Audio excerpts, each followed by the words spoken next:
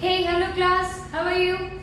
So we have started with expenditure method in the last lecture and we are going to continue it and today हम लोग ये जो पूरा theoretical part है हमारे methods के explanation का उसको wind up करेंगे and then from the next lecture we will move on to the practical calculations of the questions.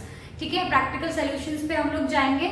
ठीक है, नेक्स्ट लेक्चर से आज हम लोग ये एक्सपेंडिचर मेथड को पूरा खत्म कर देते हैं. हमने तीनों मेथड का थ्योरेटिकल पार्ट पढ़ लिया है.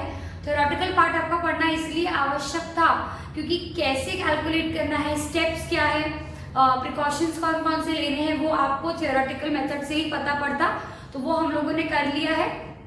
ठीक है, तो ये थ्योरेटिकल पार्ट हम लोग आज के लेक्चर में वाइंड अप करके we will move on to the calculations. ठीक है, ये चैप्टर में आखिरी में एक पार्ट है GDP welfare and national income at constant price and current price वाला. वो मेरे को आपको बताना रहेगा, तो मैं वो क्या करूंगी, जब हमारा पूरे कैलकुलेशंस खत्म हो जाएंगे तीनों मेथड के, तो लास्ट में एक लेक्चर में उसके ऊपर आपका ले लूंगी. ठीक है, एक छोटा सा टॉपिक है जो आप चिंता मत करिए, मैं करवाऊंगी बिल्कुल, लेकिन हम वो करेंगे आफ्टर द कैलकुलेशंस. ठीक है, समझ में आया? So today we will study the steps of expenditure method and precautions of expenditure method. First we have studied value added method, then we have gone with income method, and then we have gone with expenditure method. In the last lecture we have started with expenditure method और उसमें हमने क्या पढ़ा था, खर्चों को add करके national income निकालना है, एक्सपेंसेस को ऐड करके नेशनल इनकम निकालना है. ठीक है, जो भी फैक्टर इनकम कमाई गई है उसको जब आप खर्चा करते हैं, ठीक है, फैक्टर इनकम कैसे कमाई गई है, in the form of rent, wage, interest, profit. ठीक है, जो भी फैक्टर इनकम आपने कमाई है उसको जब आप खर्चा करते हैं, क्या बोला मैंने, जो भी फैक्टर इनकम कमाई है उसको जब आप खर्चा करते हैं, ठीक है, तो वो खर्चों को ऐड करके नेशनल इनकम बनती है. क्योंकि बोलना ये है कि खर्चा आप तभी करते हैं जब क्या होती है, इनकम होती है. ठीक है, और फाइनल एक्सपेंडिचर जो आप कैलकुलेट करते हैं वो फाइनल एक्सपेंडिचर को ही क्या बोला जाता है, gross domestic product at market price. ठीक है, फाइनल एक्सपेंडिचर को ही क्या बोला जाता है, gross domestic product at market price. और एक्सपेंडिचर मेथड का दूसरा नाम क्या है, इनकम डिस्पोजेबल मेथड. ठीक है, फिर उसके बाद हम लोगों ने कंपोनेंट्स देखे थे. How many components were there, 4. Private final consumption, फिर उसके बाद हम लोगों ने देखा था गवर्नमेंट कंजम्पशन, फिर हम लोगों ने देखा था कैपिटल. ठीक है, capital consumption, then net exports. ठीक है, ऐसे 4 हम लोगों ने कंपोनेंट्स देखे थे. ये सबको अगर मैं ऐड कर दूं तो मेरा क्या बन जाता था, जीडीपी एट मार्केट प्राइस बन जाता था. नेशनल इनकम कैलकुलेट करने के लिए फ्रॉम द एक्सपेंडिचर मेथड्स ये कंपोनेंट्स को क्या बोलते हैं, कंसिडर करना बहुत ही आवश्यक है. सो सबसे पहले आज मैं आपको क्या बताऊंगी, स्टेप्स एंड देन प्रिकॉशंस. चलिए स्टेप्स देखते हैं. स्टेप्स में सबसे पहले आप ऐड करेंगे कंपोनेंट्स. स्टेप में सबसे पहले आप क्या ऐड करेंगे, कंपोनेंट्स. तो सबसे पहला कंपोनेंट क्या था, private final consumption expenditure. One by one मैं आपको थोड़ा सा एक्सप्लेन भी करूंगी. लास्ट लेक्चर में किया था मैंने, but then also I will do it. Private final consumption expenditure क्या था, याद आया क्या, expenditure by household and non profit institution, temples and gurdwaras. Last lecture में बताया था. क्विक याद करिए, remember, please try to recall it. याद आया, private final consumption expenditure done by household and private institutions, non profit institution, example gurdwaras and temples, उनके द्वारा किए गए खर्चों को ऐड करना, पहला पॉइंट. ठीक है, except expenses on land and houses, वो वाले एक्सपेंसेस ऐड नहीं होंगे, लेकिन बाकी सारे expenses by household and private institutions को ऐड किया जाएगा. पहला पॉइंट हो गया private final consumption expenditure. Second point है गवर्नमेंट फाइनल कंजम्पशन एक्सपेंडिचर. खर्चे गवर्नमेंट के द्वारा किए गए खर्चे. याद आया क्या, on defence, military, law department, judiciary, maintenance cost. याद आया, मैंने बताया था. हेलो एवरीवन, याद आया, लास्ट लेक्चर में देखा था expenses done by government. expenses done by government on law, defense, military, judiciary, any kind of maintenance charge. ठीक है, ये भी हो गया, ऐड कर दिया. पहले क्या ऐड किया, पीएफसी, फिर क्या ऐड किया, जीएफसी. डन. देन आता है GDFE, gross domestic final expenditure. क्या आया बेटा, ग्रॉस, एक minute, sorry, I have written something wrong. Gross domestic capital formation, sorry, gross domestic capital formation. ठीक है, क्या है वो, ग्रॉस डोमेस्टिक कैपिटल फॉर्मेशन. क्या ऐड कर रहे हैं हम लोग, ग्रॉस डोमेस्टिक कैपिटल फॉर्मेशन. और याद करो, ग्रॉस डोमेस्टिक कैपिटल फॉर्मेशन को हम लोगों ने दो हिस्सों में डिवाइड किया था. एक क्या था, gross fixed capital formation plus inventory investment. याद करो, मैंने आपको बताया था ग्रॉस डोमेस्टिक कैपिटल फॉर्मेशन का मतलब क्या होता है, कैपिटल फॉर्मेशन, हमारे आसपास कैपिटल का इन्वेस्टमेंट होना, हमारे इकोनॉमी में कैपिटल का इन्वेस्टमेंट होना. याद करो, मैंने आपको बताया था investment in fix assets is what capital formation. याद करो, इन्वेस्टमेंट इन फिक्स असेट, याद आया क्या, investment in fix asset is a part of capital formation. और कैपिटल फॉर्मेशन को दो हिस्सों में बांटा गया था. एक था inventory investment, change in stock, और एक क्या था बेटा, ग्रॉस फिक्स्ड कैपिटल फॉर्मेशन. ठीक है, ग्रॉस फिक्स्ड कैपिटल फॉर्मेशन में कितनी बातें थी, 3. Investment by business in machinery, investment by household in fix asset, and investment by government in public areas, flyovers, bridges, railways, roads. याद आया क्या, ये सब लास्ट लेक्चर जिनने अच्छे से सुना होगा उनको ये बातें एकदम चिल्लर लग रही होंगी. ठीक है, ये कंपोनेंट्स ही है जिनको मैं ऐड कर रही हूँ, लेकिन मैं दोबारा इसलिए रिपीट कर रही हूँ ताकि आपको याद आए. ग्रॉस डोमेस्टिक कैपिटल फॉर्मेशन में किसका कॉम्बिनेशन था, ठीक है, किसका कॉम्बिनेशन था, ग्रॉस फिक्स्ड कैपिटल फॉर्मेशन का. ठीक है, plus inventory investment. Inventory investment मतलब क्या, change in stock. Change in stock कैसे निकालते हैं, closing stock minus opening stock. ठीक है, और फिर ये क्या है, gross fixed capital formation is all about investment by business, investment by household and investment in public investment. समझ में आया क्या. ठीक है, कैपिटल फॉर्मेशन को ऐड कर दिया, जीएफसी ऐड कर दिया, पीएफसी ऐड कर दिया. मैम ये इतना याद रहेगा क्या हमको सॉल्व करते समय, राजा ये क्वेश्चन में आपको जैसा का वैसा दिया रहेगा. ये सारे वैल्यूज आपको क्वेश्चन में जैसे के वैसे दिए रहेंगे. बस एक आध कभी ये चेंज इन स्टॉक वाला ट्विस्ट हो सकता है, बाकी आपको जैसा का वैसा मिलेगा. पीएफसीई वैसा का वैसा लिख के आएगा, जीएफसीई वैसा का वैसा लिख के आएगा, जीडीसीएफ भी वैसा का वैसा लिख के आएगा.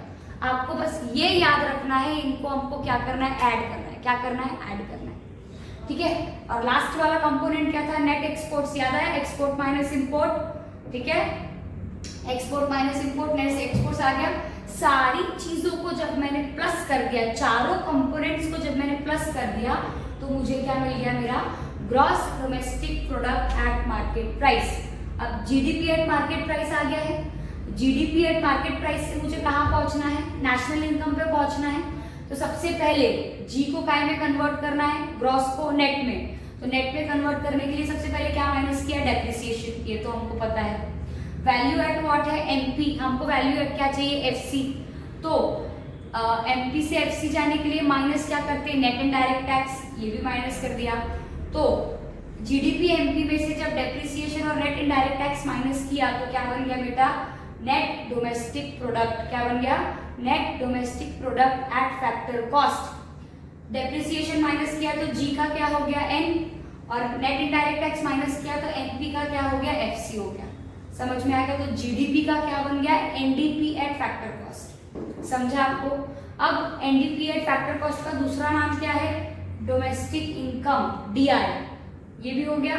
लेकिन मुझे डोमेस्टिक इनकम नहीं चाहिए, मुझे नेशनल इनकम चाहिए. और डोमेस्टिक इनकम से नेशनल इनकम पे जाने के लिए क्या ऐड करना पड़ता है, NFIA, net factor income from abroad. ठीक है, NFIA NFIA को ऐड कर दिया तो क्या बन गई, नेशनल इनकम बन गई। क्या बन गई, नेशनल इनकम बन गई। NNP eight factor cost. यही सेम कैलकुलेशन आपका वैल्यू एडेड मेथड में भी था, बस ऊपर के पोर्शन में डिफरेंस है। वहां पे GVA था, ग्रॉस वैल्यू एडेड, क्या बोलते हैं, classification of sectors, primary secondary and tertiary, और यहाँ पे क्या है, कंपोनेंट्स है, एक्सपेंडिचर कंपोनेंट्स है, यहाँ पे खर्चे वाले कंपोनेंट्स है। वहां पे ग्रॉस वैल्यू एडेड था, लेकिन दोनों में मिला क्या, GDP, और GDP से NDP पे जाने का सेम, NNP पे जाने के सेम स्टेप्स हैं। अरे आप यार पता है क्या कंफ्यूज होते हो ना, आप खुद को कंफ्यूज करते हो इसलिए होते हो। लॉजिकली याद रखो, कोई दिक्कत नहीं होगी, स्टेप बाय स्टेप चलो। GDP पे पहुंच गए हो, GDP से NDP पे पहुंचने के लिए क्या करोगे, डेप्रिसिएशन माइनस करोगे। NP से FC पे जाने के लिए क्या करोगे, क्या बोलते, नेट इनडायरेक्ट टैक्स माइनस करोगे। फिर उसके बाद अब NDP पे पहुंच गए हो तो NNP पे जाने के लिए क्या करोगे, NFIA ऐड करोगे। मैंने तुमको जो बताया है ना, G2N, N2, D2N और क्या बोलते FC to MP, उतना ही तुमने अगर याद रख के स्टेप बाय स्टेप चल गए ना, खत्म। यहीं पे बता देती हूँ इसी तरीका। G पे हु बॉस, N पे जाना है, माइनस कर डेप्रिसिएशन। MP पे हु बॉस, FC पे जाना है, नेट इनडायरेक्ट टैक्स माइनस करो। NDP पे हु बॉस, NNP पे आना है, NFIA ऐड करो। क्या दिक्कत है, काम ली चलो तो सब होगा। ऊपर कौन से कंपोनेंट्स ऐड करने हैं, एक्सपेंडिचर मेथड के, जो कंपोनेंट्स एक्सपेंडिचर मेथड के हैं वो ऐड करने। कौन से, private consumption, government consumption, capital formation, net exports. ठीक है, 4 बातें हैं यहाँ पे। जम गया ये, स्टेप्स जम गई आप लोगों को। ठीक है, अब हम लोगों को देखना है प्रिकॉशंस। और एक बात बताओगे तुमको, प्रिकॉशंस में ऐसे इक्के दुक्के का फर्क है, नहीं तो प्रिकॉशंस तीनों में ऑलमोस्ट कॉमन ही है। समझ में आया क्या, प्रिकॉशंस तीनों में ऑलमोस्ट कॉमन ही है, 1-2 पॉइंट का फर्क होगा। नहीं तो जब आप पढ़ोगे तो आपको खुद को भी समझेगा कि precautions are common in all the 3 methods. जो बातें नहीं इंक्लूड करनी है वो नहीं करनी है, और जो करनी है उसको हम इंक्लूड करेंगे while calculating national income. So very easy, let's check it one by one. Precautions while calculating national income through expenditure method. So, not to be included and included. क्या चीजें इंक्लूड नहीं होनी चाहिए? सबसे पहले एक्सपेंडिचर ऑफ इंटरमीडिएट गुड्स, ये on होगा, expenditure on intermediate goods. Intermediate goods के ऊपर आपने जो भी खर्चा किया है वो आप लोग नेशनल इनकम में इंक्लूड नहीं करोगे, क्योंकि इंटरमीडिएट गुड्स का खर्चा फाइनल वैल्यू में ऑलरेडी इंक्लूडेड है। और नेशनल इनकम कैलकुलेट करते समय मैं फाइनल वैल्यू को कंसिडर करती हूँ, तो इंटरमीडिएट वैल्यू की मुझे कोई भी मतलब नहीं है। जब मैंने ब्रेड की वैल्यू ले ली है तो ब्रेड में आटे की वैल्यू इंक्लूडेड है, आटे की वैल्यू अलग से लेने की जरूरत नहीं। समझ गया एग्जाम्पल? ब्रेड की वैल्यू जब मैंने ले ली है तो ब्रेड की वैल्यू में आटे की वैल्यू इंक्लूडेड है, तो अलग से आटे की वैल्यू लेने की आवश्यकता नहीं। पहला पॉइंट। सेकेंड, ऑब्वियस की बात है, ट्रांसफर पेमेंट। ट्रांसफर पेमेंट मतलब क्या, वन साइडेड पेमेंट जो कि प्रोडक्टिव एक्टिविटी में कंट्रीब्यूट नहीं करता, करंट फ्लो में कंट्रीब्यूट नहीं करता, तो ट्रांसफर पेमेंट्स को नेशनल इनकम में इंक्लूड नहीं किया जाता, क्योंकि वो वन साइडेड पेमेंट होता है, फैक्टर पेमेंट से रिलेटेड नहीं होता। पेंशन, स्कॉलरशिप, ये सारे पेमेंट्स फैक्टर पेमेंट से रिलेटेड नहीं होते, करंट फ्लो से रिलेटेड नहीं होते, तो इंक्लूड किए नहीं जाते। ठीक है। Third, purchase of second hand goods. कुछ नया है क्या? सेकेंड हैंड गुड्स की वैल्यू जब वो ओरिजिनली बिकी थी तब इंक्लूड हो चुकी है। एक्टिवा की वैल्यू 2015 में जब वो बिका था तब इंक्लूड हो चुकी है नेशनल इनकम में। 5 साल बाद अगर बेचने जा रहे हो तो इंक्लूड करने की आवश्यकता नहीं, क्योंकि वो एक्टिवा की वैल्यू नेशनल इनकम में 5 साल पहले जब वो बेची गई थी एक्चुअली में ओरिजिनली, तब कंसिडर हो चुका है। जब वो आप उसको दोबारा बेचने जा रहे हो तो एक ही प्रोडक्ट की वैल्यू 2 बार ऐड नहीं होती। समझ में आया क्या? सो आप second time second hand goods की वैल्यू इंक्लूड नहीं करेंगे। समझ में आ गया आप लोगों को? लेकिन इससे रिलेटेड जो, ये तो आपको सबको रट जाना चाहिए, कमीशन और ब्रोकरेज है वो इंक्लूड होगा। इससे रिलेटेड जो कमीशन और ब्रोकरेज है वो इंक्लूड होगा ही होगा। फिर purchase of financial asset, any kind of financial asset like share, debenture, bonds etcetera, इनकी परचेस वैल्यू नेशनल इनकम में इंक्लूड नहीं होती, क्योंकि ये ऑन पेपर असेट होता है, ये करंट फ्लो में कंट्रीब्यूट नहीं करता, ना ही ये प्रोडक्टिव एक्टिविटी से रिलेटेड होता है। और जब ये प्रोडक्टिव एक्टिविटी से रिलेटेड नहीं है तो मैं इसको नेशनल इनकम में कंसिडर नहीं करूंगी। समझ में आ गया क्या? समझा आप लोगों को? सो कौन कौन सी बातें इंक्लूड नहीं करनी है नेशनल इनकम में? Expense on intermediate goods, transfer payment, purchase of second hand goods, purchase of financial assets, that is what share, debenture and etcetera. अब ये कौन सी बातें थी? Not to be included. अब क्या पढ़ना है? क्या इंक्लूड होना चाहिए? तो इंक्लूड होना चाहिए expense on own account production, imputed services, खुद की प्रीमाइसेस पे ऑफिस बनाया, खुद के फार्म से गुड्स खरीद लिए, खुद के ऑफिस, खुद के घर में रह रहा हूँ, तो जो भी ओन अकाउंट प्रोडक्शन है, खुद से किया है आपने, खुद का है लेकिन किया है, वो सारी बातें इम्प्यूटेड सर्विसेज के तौर पे नेशनल इनकम में इंक्लूड होगी। ये बातें पहले भी हो चुकी हैं, याद है ना? टेनेंट और लैंडलॉर्ड वाला एग्जाम्पल एंड ऑल, कि हम लोग भले ही खुद के इसमें रह रहे हैं लेकिन सर्विसेज तो सारी सेम यूज कर रहे हैं, सो वो इंक्लूड नेशनल इनकम में होगा इन the form of imputed services. Imputed services का मतलब होता है सर्विसेज ऑन ओन अकाउंट। समझ में आया क्या? तो that should be included and this should be not, and these are the steps. समझ में आया? Please note down, then I have to tell you something very specifically, and we will have a summary of all the 3 methods, and then in the next lecture we will proceed with the calculations. And now we have ended with the theoretical part of all the 3 methods. ठीक है? After this, please note down this, and after this I will tell you the summary of all the 3 methods, ताकि आपके दिमाग में एक बार वो पूरा fit हो जाए, तो नेक्स्ट लेक्चर में आपके साथ में इजीली क्या कर सकूं, आगे बढ़ सकूं। Okay, please guys note down.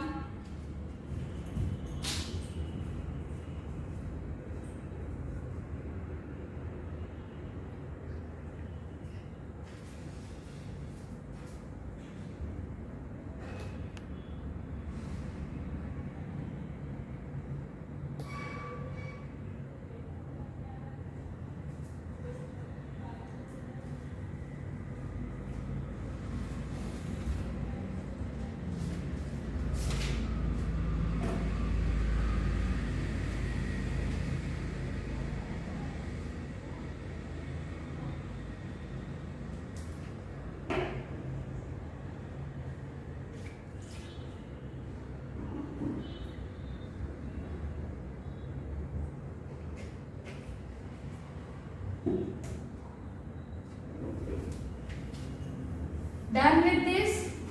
Okay.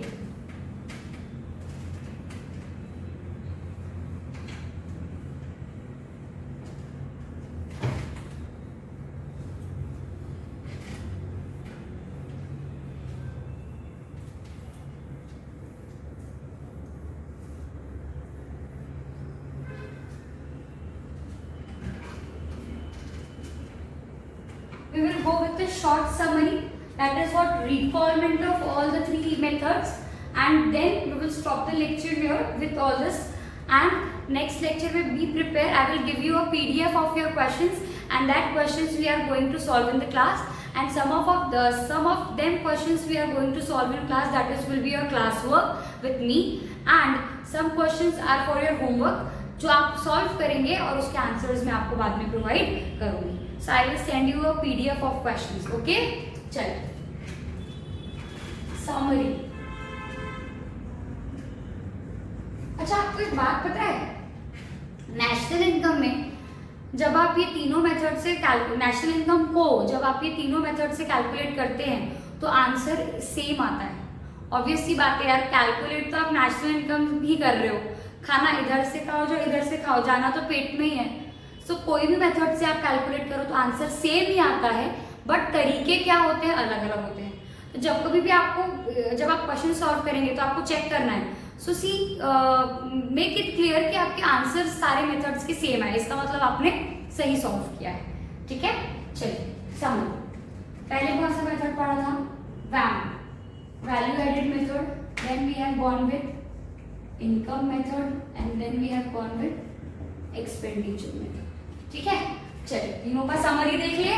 Okay, सबसे पहले यहाँ पे क्या आएगा, gross value of primary sector, gross value of secondary sector at market price, हाँ, gross value at tertiary sector में लिख देते हैं यहाँ पे एट मार्केट प्राइस। तो फिर आपको क्या मिल गया, जीडीपी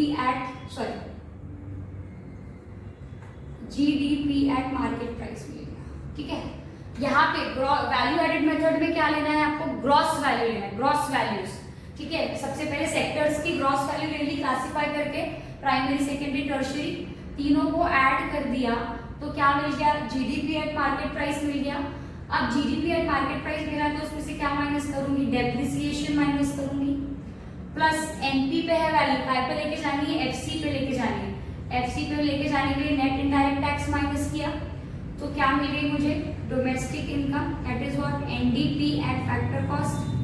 अब मुझे क्या चाहिए, एनएनपी, एनएनपी के लिए डी पे वैल्यू है, काय पे लेके जाना है, एन पे, तो क्या ऐड करूंगी, एनएफआईए, तो क्या मिल गया, NNP eight factor cost, that is what is national income. हो गया समरी इसका, समझा वैल्यू एडेड मेथड से कैसे कैलकुलेट करेंगे आप, समझ में आ रहा है,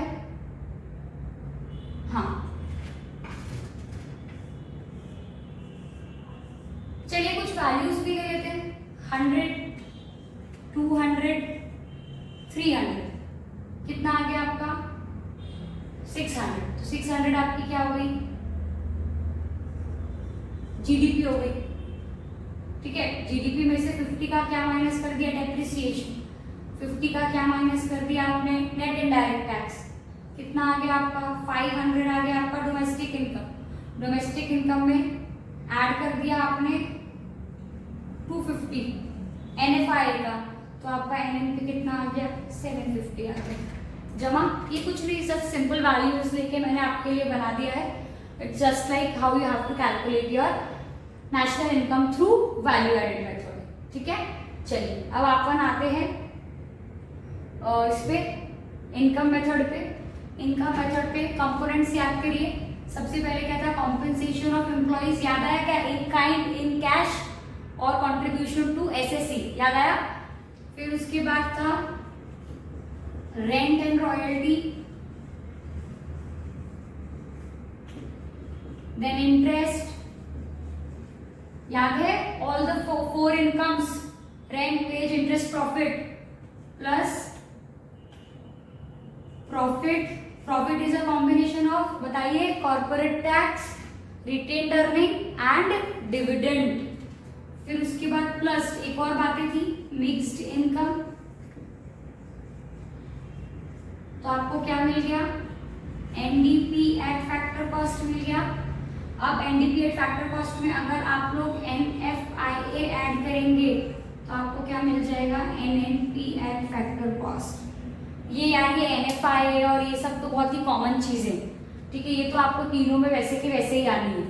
ठीक है, ये आपकी कौन सी मेथड हो गई, इनकम मेथड, याद आया क्या, कॉम्पेंसेशन ऑफ एम्प्लॉइज, वेजेस वाला sector, rent and royalty, interest, ब्याज, प्रॉफिट, प्रॉफिट में कितनी बातें, 3, profit is combination of corporate tax, dividend and retained earning, mixed income, own account वाली। फिर क्या बना, एनडीपी एट फैक्टर कॉस्ट, लेकिन चाहिए क्या, एनएनपी, डी से एन पे जाने के लिए क्या ऐड करती हूँ, एनएफआईए ऐड करती हूँ, एनएफआईए ऐड कर दिया तो क्या मिल गया, एनएनपी एट फैक्टर कॉस्ट मिल गया। समझा आप लोगों को, समझा क्या राजा। चलिए अब आते हैं एक्सपेंडिचर मेथड, जो आज ही हम लोगों ने किया। एक्सपेंडिचर मेथड में सबसे पहले क्या ऐड करेंगे, एक्सपेंडिचर मेथड में सबसे पहले प्राइवेट फाइनल कंजम्पशन एक्सपेंडिचर, फिर उसके बाद गवर्नमेंट फाइनल कंजम्पशन एक्सपेंडिचर, फिर उसके बाद gross domestic capital formation add कर दिया, प्लस नेट एक्सपोर्ट्स। तो क्या मिल गया आप लोगों को, जीडीपी एट मार्केट प्राइस। ये सारी वैल्यूज को ऐड किया तो क्या मिल गया, जीडीपी एट मार्केट प्राइस। चाहिए क्या, एनएनपी, तो पहले कहाँ पे जाएंगे, एनडीपी पे, minus depreciation minus net IDT, क्या बन गया, net domestic product at factor cost. काय पे जाना है, एनएनपी पे, तो एनएफआईए, तो क्या बन गया, एनएनपी एट फैक्टर कॉस्ट। आपको एक बात बताओ, क्या अभी भी बता रही हूँ वापिस से, ये और ये सेम है, बस यहाँ पे एक्सपेंडिचर के कंपोनेंट है और यहाँ पे वैल्यू एडेड मेथड के कंपोनेंट्स है। और इनकम मेथड तो अपने आप में ही अलग है, लेकिन बहुत इजी, इनकम मेथड से इजी कुछ है ही नहीं, सबसे इजी कैलकुलेशन जाता है इनकम मेथड का। समझ में आया आपको, ये तीनों मेथड का मैंने समरी आपको दे दिया है। मेरी बात प्लीज ध्यान से सुनो, मत कंफ्यूज हो। आपको ऐसा लग रहा है मैम बार बार ये क्या बोल रही, अरे राजा ये एनएफआईए ऐड करना ये कुछ नया है क्या आपके लिए, तो मैं बोल बोल के थक गई, आपको लर्न नहीं हुआ क्या? ठीक है, आपको बस ऊपर के कंपोनेंट्स याद रखने हैं, बाकी नीचे का तो सेम नीचे, यहाँ पे जीवीए याद रखना है, यहाँ पे कंपोनेंट्स याद रखने हैं। एक्सपेंडिचर मेथड के कंपोनेंट्स याद रखने में दिक्कत जाती है, आई अग्री, लेकिन आप जितने ज्यादा क्वेश्चन सॉल्व करेंगे ना, वो उतना ज्यादा आपके लिए हैंडी हो जाएगा। सो टेंशन लेने की आवश्यकता नहीं, और थोड़ा सा तो आपको पढ़ना पड़ेगा। आप ऐसा सोचो कि पूरा ही मेरे को रट जाए और मेरे को मेहनत ही ना करना पड़े, तो ऐसा नहीं होता। यू हैव टू स्टडी, ठीक है, समझा? इतना बस मैं आपके लिए इजी कर सकती हूँ कि ये वैम का और एक्सपेंडिचर मेथड का इतना कैलकुलेशन एग्जैक्टली सेम है, आपको बस ऊपर का याद रखना है। और उसमें भी क्या है यार, इजी तो है, ये अपन ने छोटे मोटे कैलकुलेशन ये वाले तो किए थे ना लास्ट चैप्टर में, याद करो। ये जीडीपी वाला वगैरह, जी से एन पे जाना है, डी से एन पे जाना है, एमपी टू एफसी, इजी है ये, ठीक है। ये तो आप बोल बोल के भी कर सकते हो, G to N, D to N, MP to FC, क्या दिक्कत है? It's very easy. एनडीपी को क्या बोलते हैं? Domestic income. एनएनपी को क्या बोलते हैं? National income. समझ में? डोमेस्टिक इनकम कभी भी कैलकुलेट करने का बोला, इसका मतलब एनडीपी कैलकुलेट करना है, एनएफआईए से कोई लेना देना नहीं है, ठीक है। एनएनपी कैलकुलेट करने बोला है तो एक स्टेप आगे चलो। This is what the summary of your all the 3 methods, right it down. और मेरा बोलना ये है कि आप बिना देखे अगर इसको लिखने की कोशिश करेंगे तो it will be more better for you, ठीक है। याद करके खुद से पहले एक बार तीनों पढ़ लो मेथड्स अच्छे से, फिर बिना देखे ये लिखने की कोशिश करो तीनों, जैसे मैंने लिखा है, याद करके।